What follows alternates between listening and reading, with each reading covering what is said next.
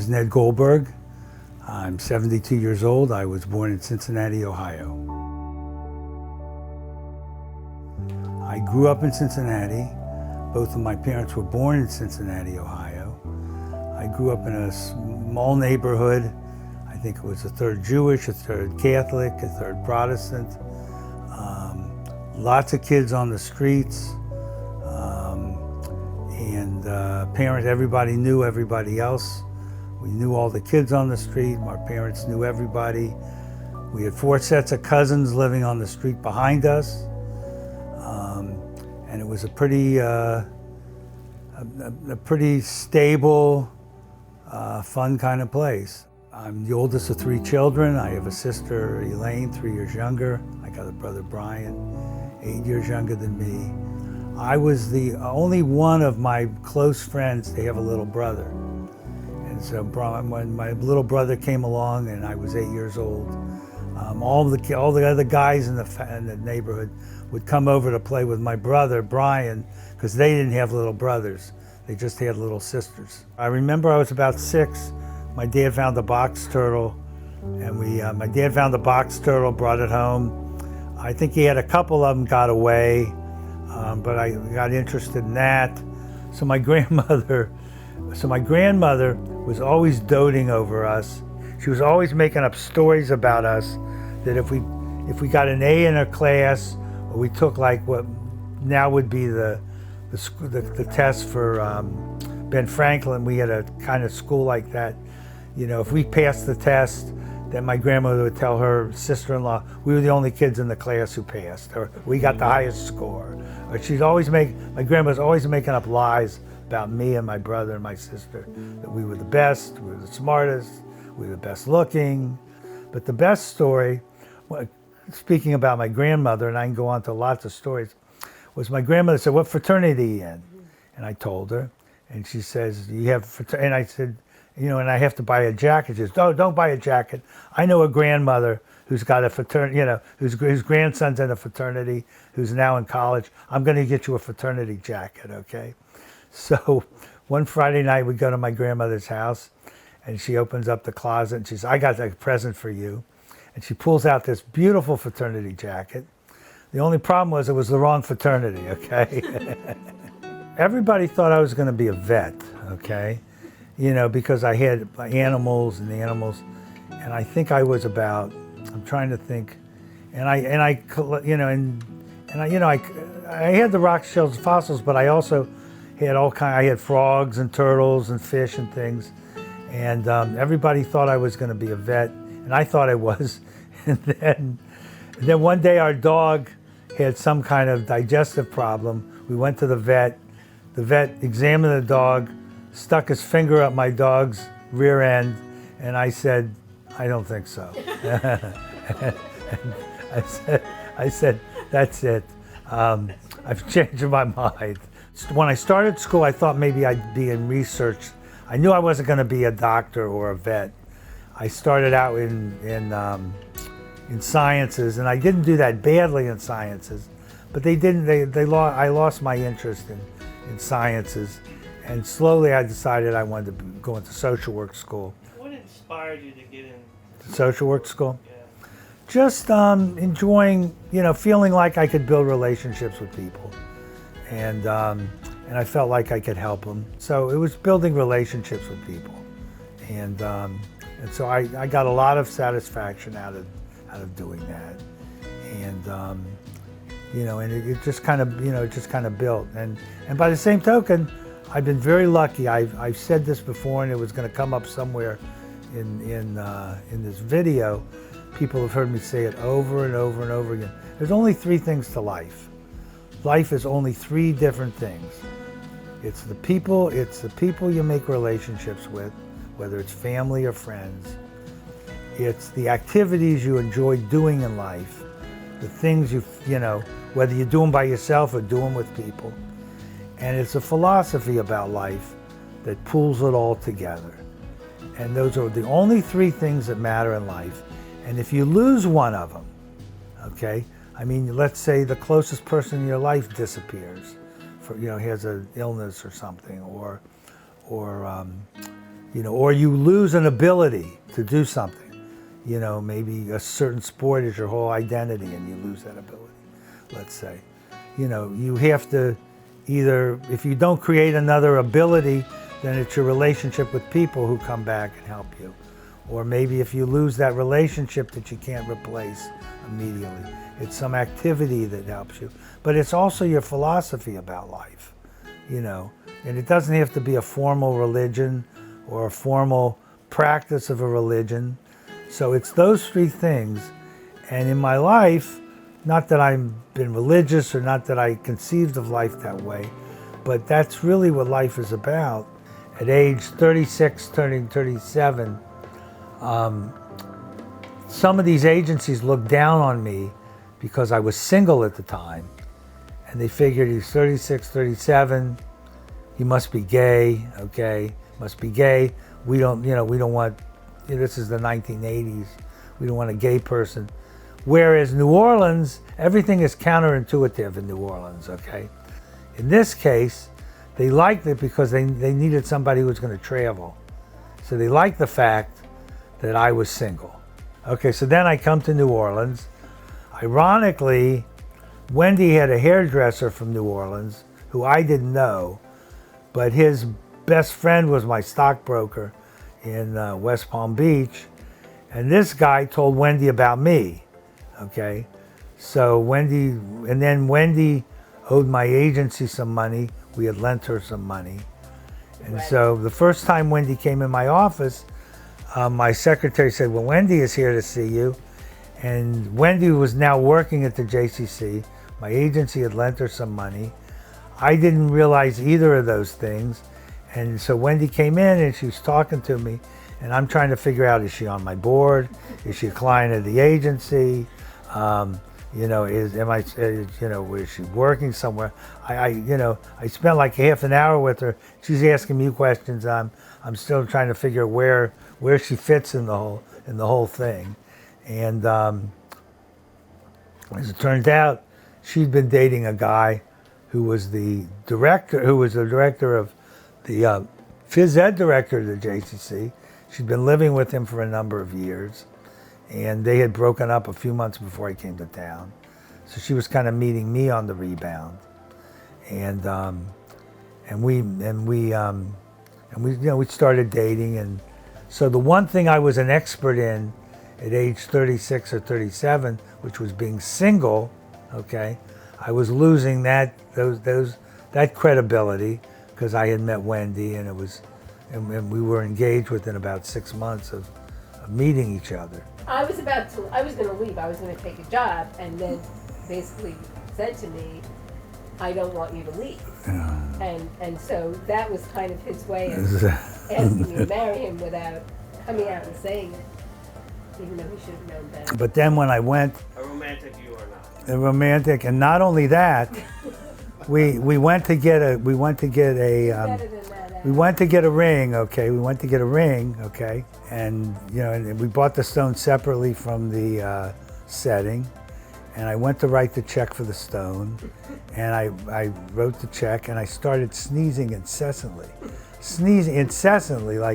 like I had this thing where sometimes I would sneeze like a dozen times. Well, if I sneezed once, it was like my grandmother. I'd sneeze, and I'm sneezing and sneezing, and she says, I always knew you were cheap, she says, but I could never prove it, okay? When I came, my life was divided, I'd say. I had never thought about it the last few weeks. My first 36 years before coming, I'm 72. So my first 36 years, I was single guy, not married.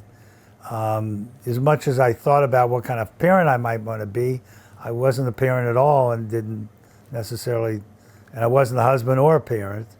One of the things that Wendy and I are different in a lot of ways, but I think in a lot of ways we were very much on the same page in terms of how to raise a family and how to raise kids.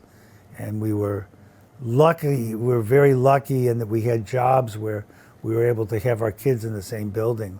Well, from the time our kids were 3 until the time our kids were something like 11 and 13, they were always in a school building where Wendy and I were working. We had an office. So if there was an issue, childcare issue or they were sick or something, and they had to leave class, they could be in our office for a few hours. And in any case, again, Wendy and I were pretty close in terms of, thinking about how to raise kids. And fortunately, we've had, two healthy, well-adjusted, happy kids who have picked companions in life who are also, people who they're,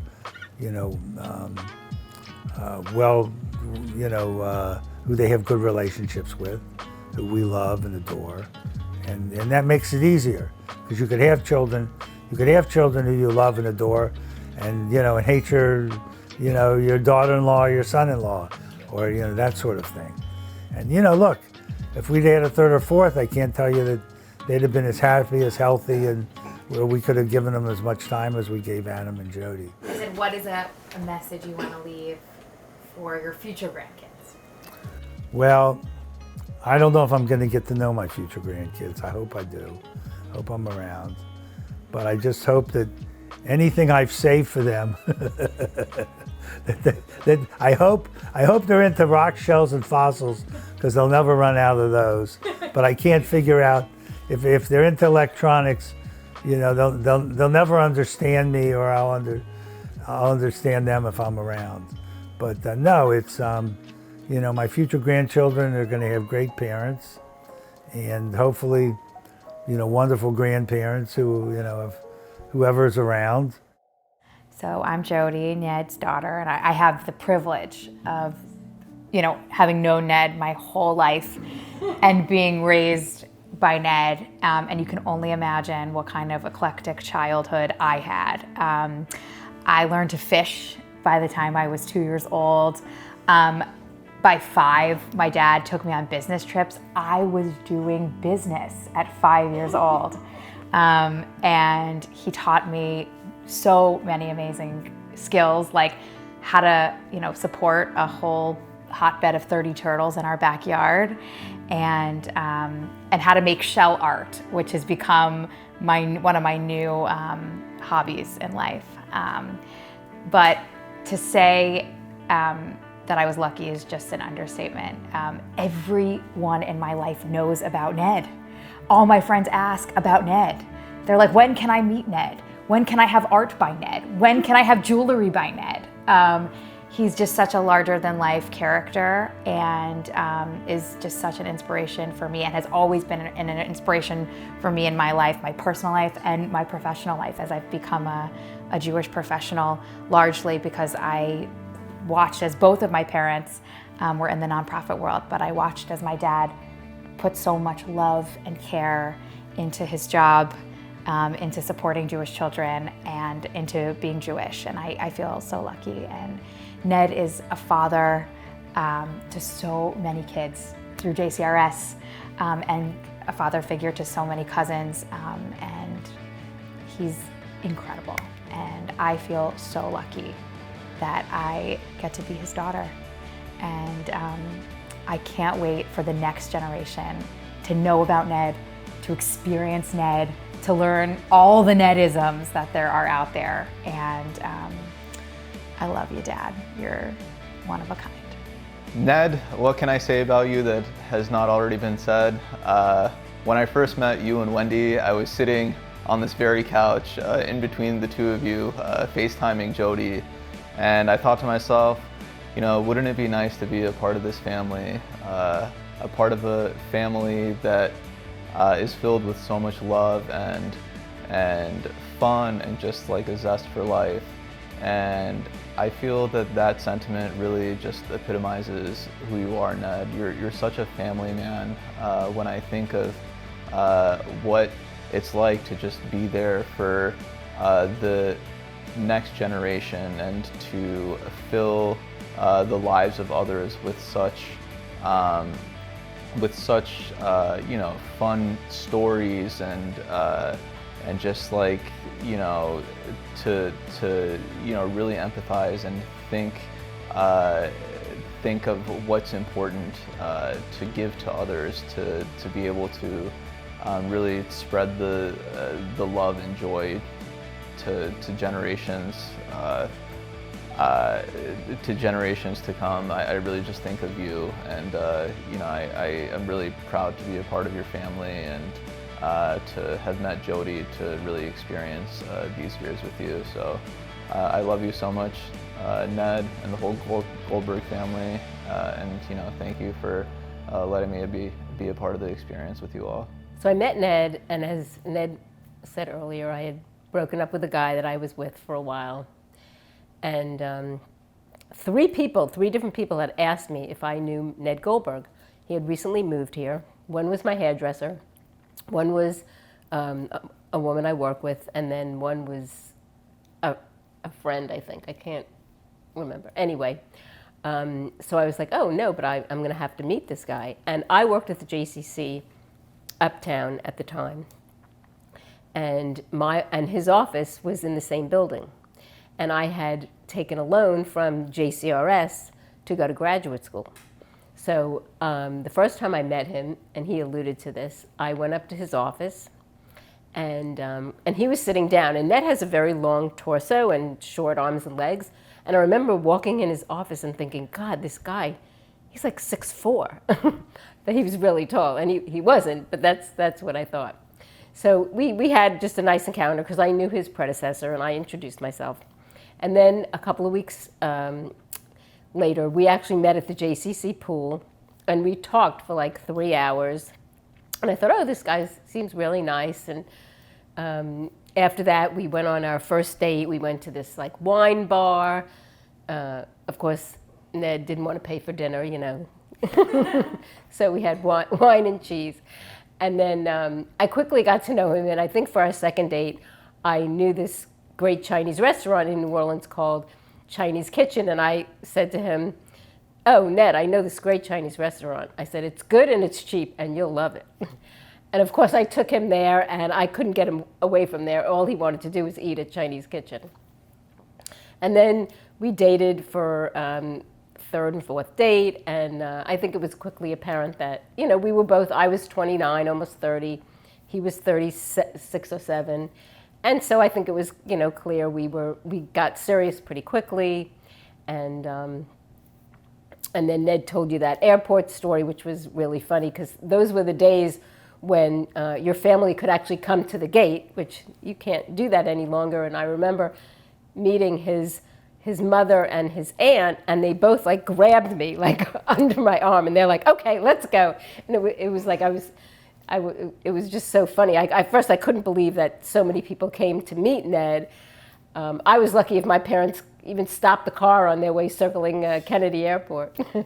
But and then they grabbed me, and then they sent me away with a big thing of Cincinnati popcorn. I mean, the pride that they have in being from Cincinnati is just incredible, and they were really nice. So I accidentally got to meet Ned's family. We were probably dating a month, and you know, when I got to meet his family, and you know, as he said, we dated for like 6 months, and then when my sister got married at the end of February, at the end of the wedding, we announced to everybody that we were getting married, and we actually got married 6 months later. And we were very fortunate to have great jobs and great kids. And as Ned said, we were, you know, our kids were in the same building with us, which was really nice. And then, of course, Hurricane Katrina came, and we spent the school year in Houston. And it was like the first time that the kid, like Adam, Jody had, it was the first time that both my kids weren't going to be in the same building as us. And I think they were really happy about it. They were like ready to go. Adam was 10 at the time, and Jody was 10 and a half, and Jody was 13. And it was a tough year in Houston. It was really, we were living in a small apartment. Jody and Adam were sharing a room. Jody was 13 years old, which is the classic, really tough age, especially for girls. And it was a long year. Yet it was you know, it was fun in many ways. And they keep up with some of the friends that they met in Houston that year. And then we came back after Katrina and settled back in to New Orleans and have been here since. Our kids have gone on to college and they both now live in New York City. They have great jobs. Jody's married to a wonderful man, and Adam has a wonderful girlfriend that, and they're very serious, which is really nice. And I'm still working. I'm probably going to work, I don't know, another year or so. I guess the last day that I will work is the day that Jody has a baby. How's that? When I was a little kid, Ned was always great to me because of the 8 years difference. You know, he was always the big brother, and as Ned mentioned, our sister Elaine in the middle. Ned was always picking on her, so I got to just sit back and laugh. Then when I got a few years older, that's when Ned's friends, who didn't have any little brothers, would come over, and they'd pound on me and wrestle with me a little hard, sometimes too hard. And that's why I got upset and flung the ashtray at the aquarium where our mom was scooping the fish all over. But then when I got a little older, and at this point Ned was in graduate school in Cleveland and then lived there for another 5 years working for his first job, I would go up and visit Ned, and we would always go fishing on Lake Erie, and it was great. And I met some of Ned's strange friends, you know, at that point. And so then Ned moves down to West Palm Beach, you know, and I'm a little older. Ned's maybe late 20s, and I'm in my early 20s at that point. So I would go down to visit him a lot during spring break when I was in college. And because I was old enough, Ned would drag me to these Jewish singles events, and they were always pretty funny. And the one I remember, he said, comedy club. Well, we were at this comedy club, and you know, there's always maybe one or two nerdy guys in the group who have to speak up a little too much. So the comedian's like, oh, you know, I see a group over here. Where are you all from? And one guy proudly stands up, South Florida Jewish singles. So everybody stares at us, and the comedian's like, oh, Jewish singles, huh? And he looks at the guy and he goes, Jewish singles. He goes, so are you guys getting any? And all the guys are going like this, and all the Jewish women are going like this. But those were the typical Jewish singles events.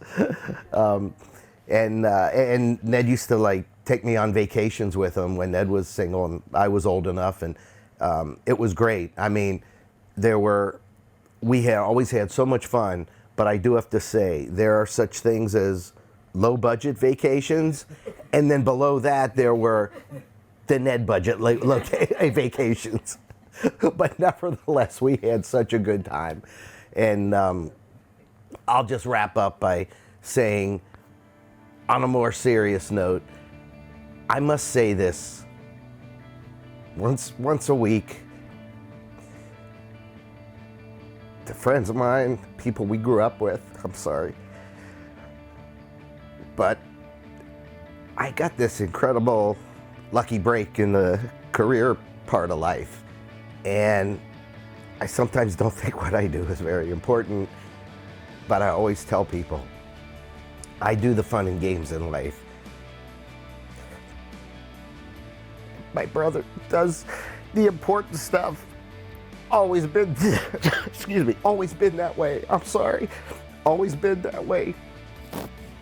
I must once a week say this to somebody, but I love him so much, and hopefully we got lots of years left to laugh. Love you, Ned.